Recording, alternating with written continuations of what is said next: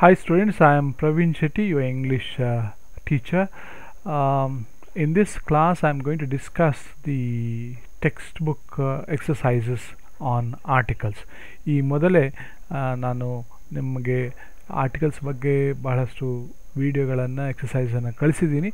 ಇದರಲ್ಲಿ ನಿಮ್ಮ ಟೆಕ್ಸ್ಟ್ ಬುಕ್ನಲ್ಲಿರುವಂತಹ ಕೆಲವು ಎಕ್ಸಸೈಸ್ಗಳನ್ನು ನಾನು ಡಿಸ್ಕಸ್ ಮಾಡ್ತೇನೆ. ಈಗ ಎಕ್ಸಸೈಸ್ 1 ಪೇಜ್ ನಂಬರ್ 81ನಲ್ಲಿ ನಿಮ್ಮ ಟೆಕ್ಸ್ಟ್ ಬುಕ್ ಪೇಜ್ ನಂಬರ್ 81ನಲ್ಲಿ ನಿಮಗೆ ಈ ಎಕ್ಸಸೈಸ್ ಸಿಗ್ತದೆ. ಸೊ ಮೊದಲನೇದು, rewrite the sentences by inserting articles wherever necessary. Insert ಅಂದರೆ ಮಧ್ಯ ಹಾಕೋದು. ಸೊ ಇಲ್ಲಿ ಕೆಲವೊಂದು ಕಡೆ ಆರ್ಟಿಕಲ್ಸ್ ಬಿಟ್ಟು ಹೋಗಿವೆ. ಸೊ ನೀವು ಅಲ್ಲಿ ಆರ್ಟಿಕಲ್ಸನ್ನು ಬಳಕೆ ಮಾಡಬೇಕು. ಉದಾಹರಣೆಗೆ ಇಲ್ಲಿ first one, they have given you an example. March is third month of year. So ಇಲ್ಲಿ ಏನಾಗಬೇಕು, March is the third month of the year ಅಂತ ಆಗಬೇಕು. Then we started late in afternoon. Number 2, we started late in the afternoon. So ನಾವು afternoon, evening, morning ಅಂತ ಹೇಳುವಾಗ we have to use in the afternoon, in the morning, in the evening. So at night, okay, but you should use at night, no articles there. Number 3, do not look gift horse. There is an error in the question, idana bidi ನೀವು. Next, number 4, he is an honest man. ಯಾಕೆ an honest man? ಇಲ್ಲಿ ಕೆಲವರು HONEST ಅನ್ನು honest ಅಂತ ಹೇಳ್ತಾರೆ, but you know that H is silent there, so we have to pronounce honest. So that is why he is an honest man. So O is a vowel sound, so that is why an honest man. So wherever you have singular ಅಂದರೆ ಏಕವಚನ ಮತ್ತೆ ಅದು ವವೆಲ್ ಇಂದ ಶುರುವಾಗುವಂತಹ ಶಬ್ದ ಆಗಿದ್ರೆ, ವವೆಲ್ letter ಅಲ್ಲ, sound ನಾನು ಹೇಳೋದು. ಸೊ ಸೌಂಡ್ ವವೆಲ್ ಸೌಂಡ್ ಆಗಿದ್ರೆ ನೀವು ಆ್ಯನ್ ಅನ್ನು ಯೂಸ್ ಮಾಡಬೇಕು. ಉದಾಹರಣೆಗೆ ನಿಮಗೆ 2 ಶಬ್ದ ಇದೆ, UNIVERSITY. ಅದನ್ನು ನಾವು ಯೂನಿವರ್ಸಿಟಿ ಅಂತ ಹೇಳ್ತೇವೆ. ಅಲ್ಲಿ ಲೆಟರು ಸಹ ಯುನೇ ಮತ್ತು ಸೌಂಡು ಸಹ ಯು. ಸೊ ಹಾಗಾಗಿ ನಾವು ಯೂನಿವರ್ಸಿಟಿ ಅಂತ ಹೇಳ್ತೇವೆ. ಆದರೆ ಈಗ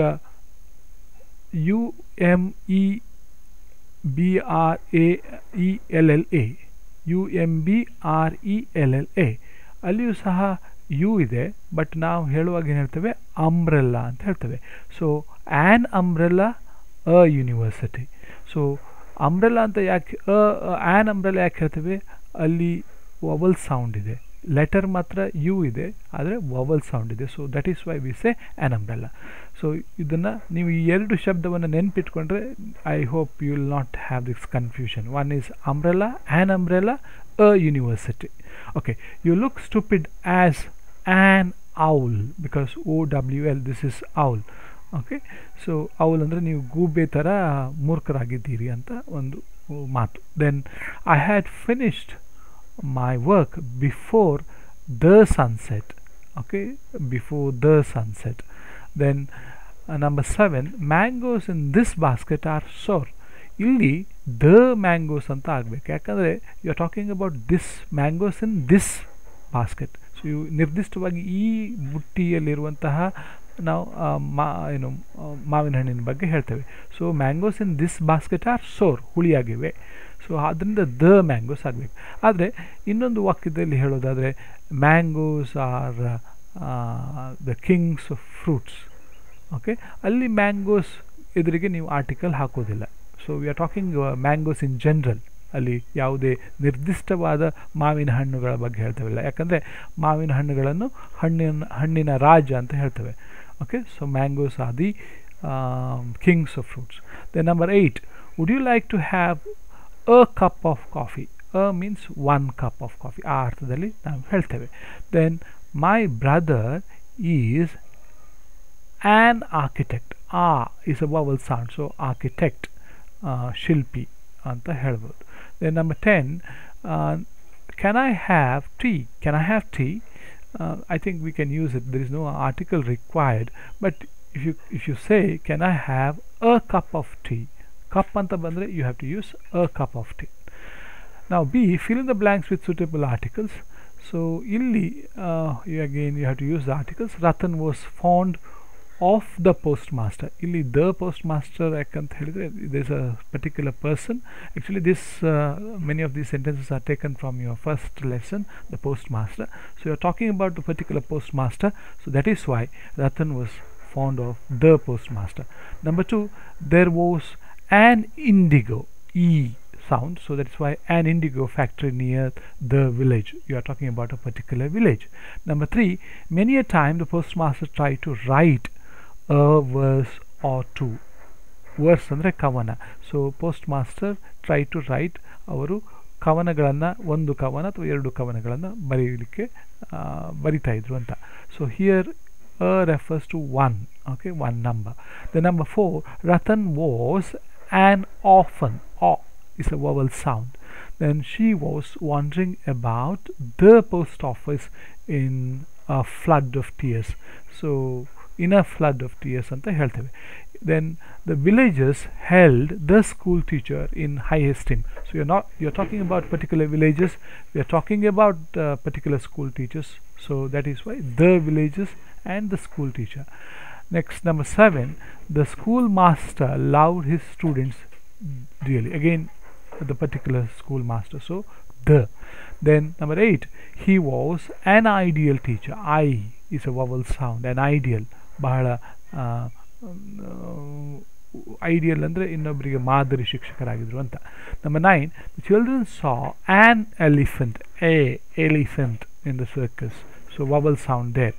Number 10, his father is an MLA. ಇಲ್ಲಿ ನೋಡಿ ಎಮ್ ಅನ್ನುವಂತಹ ಲೆಟರನ್ನು ನೀವು ಪ್ರೊನೌನ್ಸ್ ಮಾಡುವಾಗ ಅದು ನೀವು ಎ ಇಂದನೇ ಶುರು ಮಾಡಬೇಕು, MLA. ಸೊ ಹಾಗಾಗಿ ಆನ್ MLA. ಹಾಗೆ on MP, he is an MP, or he has done an MA in sociology, or he has done an MA in English. Number 11, this is a unique opportunity for you. Illi don't confuse you ಅದರಿಂದ an ಅಂತ ಬರೀತೇವೆ ಅಂತ. No, because the sound is u. If it is a sound, then you can use an, but here it is u sound, like university. Okay, so this is a unique opportunity. Unique ಅಂದರೆ ಬಹಳ ವಿರಳವಾದಂಥದ್ದು ಅಂತ, ಅನನ್ಯವಾದದ್ದು ಅಂತ ಅರ್ಥ ಆಗ್ತದೆ. Unique ಅಂದರೆ ಅನನ್ಯವಾದಂಥ ಆದದ್ದು ಅಂತ. Number 12, she had an umbrella. Okay, an umbrella in her left hand. So ನಾನೀಗ ಇದ್ರ ಬಗ್ಗೆ ಹೇಳಿದ್ದೇನೆ ನಿಮಗೆ, umbrella and university. An umbrella a university. Number 13, he is a useless fellow. A useless fellow, you. Okay, so you sound adrinda. Man is a social animal. Number 15, she was in a hurry. Number 16, what a shame. Number 17, it is an important city in the north. Number 18, again insect ಒಂದಿದೆ, e sound, vowel sound ಇದೆ ಶುರು ಆಗ್ತದೆ. So ಹಾಗಾಗಿ you have to use an insect has bitten his hand. Next, C, in the passage given below an article has been omitted. ಅಂದರೆ ಕೆಲವು ಸೆಂಟೆನ್ಸಸ್ಸನ್ನು ಕೊಟ್ಟಿದ್ದಾರೆ left ಸೈಡಲ್ಲಿ, ಅಲ್ಲಿ they have omitted or left out the article. ಅಲ್ಲಿ ಆರ್ಟಿಕಲನ್ನು ಪ್ರಯೋಗ ಮಾಡಲಿಲ್ಲ, ಬಿಟ್ಟು ಹೋಗಿದ್ದಾರೆ. So write the missing article against the column provided along with the word.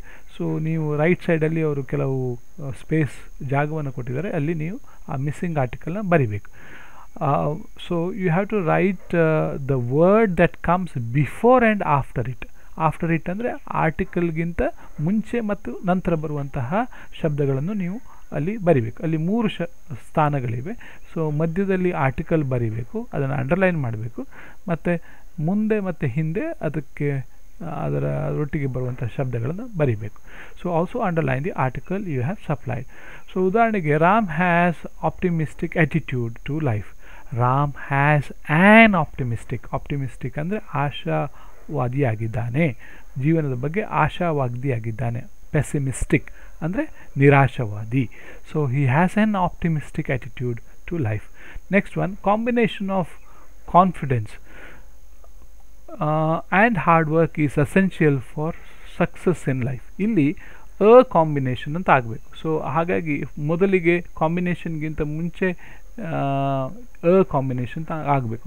ಬಲಗಡೆ ಬರೆಯುವಾಗ ನೀವು ಫಸ್ಟ್ ಬ್ಲ್ಯಾಂಕನ್ನು ಡ್ಯಾಶ್ ಹಾಕಬೇಕು, ನಂತರ ಅಂತ ಹಾಕಬೇಕು, ನಂತರ combination. Okay, this actually I think I did not ask you to do. So ನೀವು ಈ ಎಕ್ಸಸೈಸನ್ನು ನಿಮ್ಮ ಟೆಕ್ಸ್ಟ್ ಬುಕ್ಕಲ್ಲಿ ಮಾಡದೇ ಇದ್ದರೆ ಅಥವಾ ನೋಟ್ಬುಕ್ಕಲ್ಲಿ ಮಾಡದೇ ಇದ್ದರೆ ನೀವು ಈ ವಿಡಿಯೋವನ್ನು ಇಲ್ಲೇ ನಿಲ್ಲಿಸಿ ಫಸ್ಟಿಗೆ ಮಾಡಿ, ನಂತರ ನಾನೀಗ ಹೇಳುವ ಉತ್ತರಗಳನ್ನು ಸರಿಯಾಗಿ ನೋಡಿ ಮತ್ತು ನಿಮ್ಮ ಮಿಸ್ಟೇಕ್ಸ್ ಏನಂತ ಚೆಕ್ ಮಾಡಿ. ನಾನು ಹೇಳಿದ ನಿರ್ದೇಶನಗಳನ್ನು ನೀವು ಸರಿಯಾಗಿ ಪಾಲಿಸಬೇಕು, ಅಂದರೆ ಮಾತ್ರ ನೀವು ಕಲೀಲಿಕ್ಕೆ ಸಾಧ್ಯ ಇದೆ. ಸೊ ನಾನು ಏನೂ ಎಕ್ಸಸೈಸೇ ಮಾಡಿದೆ, ನಾನು ಹೇಳ್ತಾ ಇರುವಾಗ ನೀವು ಆನ್ಸರ್ ಬರೆದ್ರೆ ಅದು ಪ್ರಯೋಜನ ಇಲ್ಲ. So you have to be true to yourself. ನಿಮಗೆ ನೀವು ಸತ್ಯವಂತರಾಗಿರಬೇಕು. ನಾನು ನಿಮ್ಮನ್ನು ನೋಡ್ತೇನೆ ಅಥವಾ ಇನ್ನೊಬ್ಬರು ನಿಮ್ಮನ್ನು ನೋಡ್ತಾರೆ ಅದಕ್ಕೋಸ್ಕರ ಅಲ್ಲ. So that is the lesson for life, ನಿಮ್ಮ ಜೀವನಕ್ಕೆ ಪಾಠ. ಸೊ ನೀವು ನಿಷ್ಠೆಯಿಂದ, ನೀವು ಸತ್ಯದಿಂದ ಕೆಲಸ ಮಾಡಬೇಕು. ಯಾಕಂದರೆ ನೀವು ನಿಮ್ಗೆ ಗೊತ್ತಿರಬೇಕು, ನೀವು ಇನ್ನೊಬ್ಬರಿಗೆ ಅದು ಆನ್ಸರೇಬಲ್ ಇದೆ, ಆದರೆ ನೀವು ನಿಮಗೋಸ್ಕರ ನೀವು ಕೆಲಸ ಮಾಡಬೇಕು, not for somebody else. Okay, so that is a lesson for life. Okay, next, the last one, we should not feel discouraged by small hindrances that block our path. We should not feel discouraged by the small hindrances ಅಂತ ಆಗಬೇಕು. So ನೀವು first ಪ್ಲೇಸಲ್ಲಿ 2ನೇ number ಇರುವಲ್ಲಿ by ಅಂತ ಬರಿಬೇಕು, next the ಅಂತ ಬರಿಬೇಕು, ಆಮೇಲೆ ಸ್ಮಾಲ್ ಅಂತ ಬರಿಬೇಕು. ಸೊ ಇದರ ಅರ್ಥ ನಾವು ಹಿಂಡ್ರೆನ್ಸಸ್ ಅಂದರೆ ಅಡೆತಡೆಗಳು, ಡಿಸ್ಕರೇಜ್ಡ್ ಅಂದರೆ ಆತ್ಮವಿಶ್ವಾಸವನ್ನು ಕಳೆದುಕೊಳ್ಳೋದು. ನಾವು ಸಣ್ಣ ಸಣ್ಣ ಅಡೆತಡೆಗಳಿಂದ ಅಥವಾ ಕಷ್ಟಗಳು ಬಂದರೆ ನಾವು ಆತ್ಮವಿಶ್ವಾಸವನ್ನು ಕಳ್ಕೊಳ್ಬಾರ್ದು ಅಂತ. On the other hand we should try even order. ನಾವೇನು ಮಾಡಬೇಕು, ಅದ್ರ ಬದಲಾಗಿ ಇನ್ನೂ ಹೆಚ್ಚಿನ ಕಷ್ಟವನ್ನು ಪಡಬೇಕು ಅಂತ, ಶ್ರಮವನ್ನು ವಹಿಸಬೇಕು ಅಂತ. ಸೊ ಇಲ್ಲಿ ಆನ್ ದಿ ಅದರ್ ಹ್ಯಾಂಡ್ ಆಗಬೇಕು. ಸೊ ನೀವು ಫಸ್ಟು ನಂಬರ್ 3ರಲ್ಲಿ ಆನ್ ಬರಿಬೇಕು, ನೆಕ್ಸ್ಟ್ ದ ಬರಿಬೇಕು ಆ್ಯಂಡ್ ಅದರ್ ಅಂತ ಬರಿಬೇಕು. On the other hand we should try even harder. Next one, ಇಲ್ಲಿ the more we work the better it will be. ನಾವು ಹೆಚ್ಚಿಗೆ ಶ್ರಮ ವಹಿಸಿದರೆ ನಾವು ಹೆಚ್ಚಿಗೆ ಒಳ್ಳೆಯದಾಗ್ತೇವೆ ಅಂತ ಮಾತು. So the more we work. So ಫಸ್ಟಿಗೆ ದ ಬರಿಬೇಕು, ನಂತರ ಫಸ್ಟ್ ಕಾಲಮಲ್ಲಿ ಡ್ಯಾಶ್ ಹಾಕಬೇಕು, ನೆಕ್ಸ್ಟ್ ದ ಬರಿಬೇಕು, ನಂತರ ಮೋರ್ ಅಂತ ಬರಿಬೇಕು. ಡಿ ಎಕ್ಸಸೈಸ್ ಸಹ ಅದೇ ರೀತಿಯದ್ದು. ಸೊ ಹಾಗಾಗಿ ನಾನು ಆ ಇನ್ಸ್ಟ್ರಕ್ಷನ್ಸನ್ನು ಹೇಳೋದಿಲ್ಲ. Let us straight away go to it. Money is a good servant. So ಅಲ್ಲಿ ಅ ಗುಡ್ ಸರ್ವೆಂಟ್ ಅಂತ ಆಗಬೇಕು. ಸೊ ಫಸ್ಟ್ಗೆ ಈಸ್ ಅಂತ ಬರಿಬೇಕು, ಅನಂತರ ಅನಂತರ good. So money is a good servant but a bad master. ಇಲ್ಲಿ ಬಟ್ ಆದಮೇಲೆ ಬರಬೇಕು. So but a bad master. So ಫಸ್ಟಿಗೆ ನೀವು ಬಟ್ ಬರಿಬೇಕು, ನಂತರ ಬರಿಬೇಕು, ನಂತರ ಬ್ಯಾಡ್. ಸೊ ನಿಮಗೆ ಈ ವಾಕ್ಯ ಅರ್ಥ ಆಗಿದೆ ಅಂತ ಅನ್ಕೊತೀನಿ. ಅಂದರೆ ಹಣವನ್ನು ನಾವು ಉಪಯೋಗ ಮಾಡಬೇಕು. ಹಣವು ನಮ್ಮ ಒಡೆಯನಾಗಬಾರ್ದು. ನಮ್ಮ ಹಣವು ಯಾವಾಗಲೂ ನಮ್ಮ ಸೇವಕನಾಗಿರಬೇಕು. ಯಾಕಂದರೆ ನಾವು ಹಣ ಬಂದಾಗ ಏನು ಮಾಡ್ತೇವೆ, ಕೆಲವು ಸಲ ಹಣವೇ ನಮ್ಮನ್ನು ಆಳಲಿಕ್ಕೆ ಶುರು ಮಾಡ್ತದೆ. So money is a good servant. ಅದು ಒಳ್ಳೆಯ ಸೇವಕನಷ್ಟೇ, ಆದರೆ ಕೆಟ್ಟ ಮಾಸ್ಟರ್. ಅಂದರೆ ಅದು ಮಾಸ್ಟರ್ ಆದರೆ ಅದನ್ನೇ ಹೇಳಿದ್ದು ಕೇಳಿದರೆ ಅದು ಬಹಳ ಕೆಟ್ಟದಾಗ್ತದೆ ಅಂತ. Some people consider it an end in itself. An end ಆಗಬೇಕು. ಸೊ ಇಟ್ ಫಸ್ಟಿಗೆ ಬರಬೇಕು, ಆ್ಯನ್ ನಂತರ ಬರಿಬೇಕು, and end. I had always wished a large amount of money. Some people consider it an end in itself. ಅಂದರೆ ಅರ್ಥ, ಕೆಲವರಿಗೆ ಜೀವನದಲ್ಲಿ ಹಣವನ್ನು ಮಾಡೋದು ಮಾತ್ರ ಉದ್ದೇಶವಾಗಿರ್ತದೆ, ಅದೇ ಎಂಡ್ ಆಗಿರ್ತದೆ, ಜೀವನದ ಎಂಡ್. ಅಂದರೆ ನಮಗೆ ಭಾಳಷ್ಟು ಹಣ ಬೇಕಂತ. But that should not be the way. ಹಣ ಬೇಕು, ಬಟ್ ಎಷ್ಟು ಬೇಕು ಅಷ್ಟು ಮಾತ್ರ. ಬಹಳಷ್ಟು ಹಣ ಇದ್ದರೆ ನಿಮ್ಗೆ ಗೊತ್ತಾಗ್ತದೆ, ನೀವೇ ನಿಮ್ಮ ಸಮಾಜದ ಸುತ್ತಮುತ್ತ ನೋಡ್ತೀರಿ ಹಣ ಬಂದಾಗ ಜನ ಹೇಗೆ ನಡ್ಕೊಳ್ತಾರೆ ಅಂತ, ಹಣವು ಅವರನ್ನು ಹೇಗೆ ಬದಲಾಯಿಸ್ತಂತೆ. ಅದು ಆಗಬಾರ್ದು. ಓಕೆ, ಸೊ ನೀವು ಹಣ ಬರೋಕ್ಕಿಂತ ಮುಂಚೆ ಹೇಗಿದ್ರಿ ಹಾಗೇ ಇರುವಾಗ ನೀವು ನೋಡ್ಕೊಳ್ಬೇಕು. So but that is very difficult to it is easier said than done. ಹೇಳೋದು ಸುಲಭ, ಮಾಡೋದು ಕಷ್ಟ. I had always wished a large amount of money. So ಅಲ್ಲಿ ವಿಶ್ಡ್ ಅ ಲಾರ್ಜ್ ಅಂತ ಬರಿಬೇಕು. ಸೊ ಫಸ್ಟಿಗೆ ವಿಶ್ಡ್ ಬರಿಬೇಕು, ನಂತರ ನಂತರ large. So I had always wished a large amount of money, but desire for money never comes to an end. But the desire ಅಂತ ಆಗಬೇಕು, but the desire for money. ಈ ಒಂದು ಪಾಠವನ್ನು ನಿಮಗೆ ಅರ್ಥ ಆಗಿದೆ ಅಂತ ಅಂದ್ಕೊಳ್ತೀನಿ. ನಾನು ಪುನಃ ಹೇಳ್ತೇನೆ, ಏನಂದರೆ ನೀವು ನಾನು ಕೊಟ್ಟಂಥ ನಿರ್ದೇಶನಗಳನ್ನ ಸರಿಯಾಗಿ ಪಾಲನೆ ಮಾಡಿ. Hope you enjoyed the class. Thank you. Stay safe and stay healthy.